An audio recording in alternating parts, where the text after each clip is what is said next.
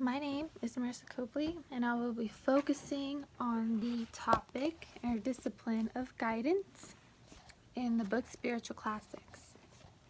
In the book Spiritual Classics, the first thinker was Martin Luther King, which we are well aware of, that he had a speech called I Have a Dream speech. If you are not aware with Martin Luther King, he was one of our first African American leaders. He sought to seek peace and put an end to violence and equality for others.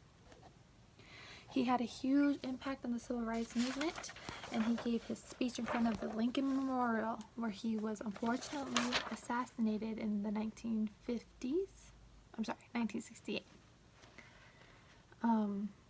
Before his assassination, he was awarded the Nobel Peace Prize in 1958.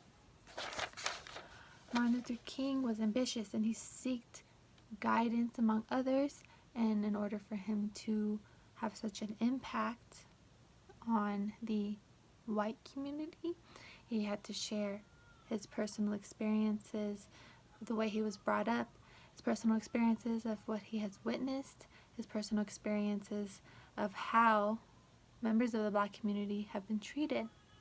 As we are aware, they're unable to share the same bathroom, they're unable to drink out of the same water fountain, and they weren't able to go to the same schools. Martin Luther King was ambitious, and he wanted to guide people to love one another. Or in his words, cut off the chain of evil.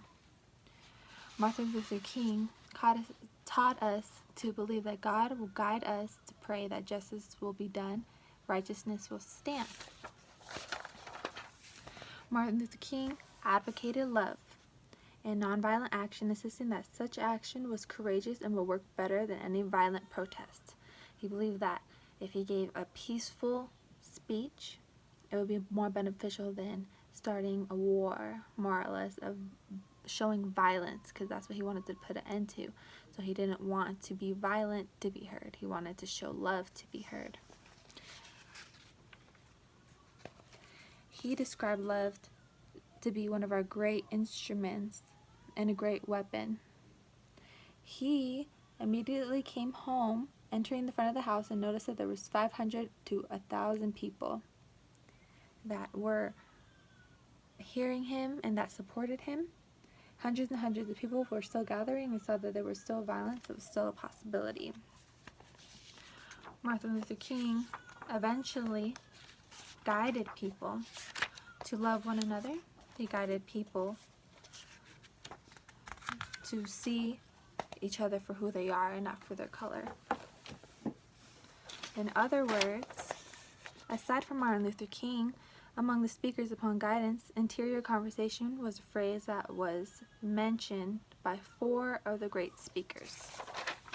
For example, Ignatius Loyola, I believe, I'm not too sure how to pronounce it correctly. However, he sought guidance as well, and positive guidance for people in his community. He, which I loved reading about, was doing apostolic work that included homes for orphans, catechumens, and penitent for women. He also opened a Roman college with an attendance of 300, and then later opened the German college. He brought impact for religious life, and then later he was fundamental and he was ambitious, but he sought and he sought guidance for homes for people that were homeless. He sought education for people who couldn't afford an education. He guided people in the most positive way, so to benefit their lives in the long run. He focused his energy on a spiritually renewed exercise of a retreat. He took up many prayers of his life near his end, and he also emphasizes that you should always seek love for one another, no matter what. He emphasizes forgiveness, He emphasizes his personal experiences of distress, and he gives his reasons to why he wanted to help his community. With his success, he has saved many lives. You hear my baby crying? I gotta get back to my baby.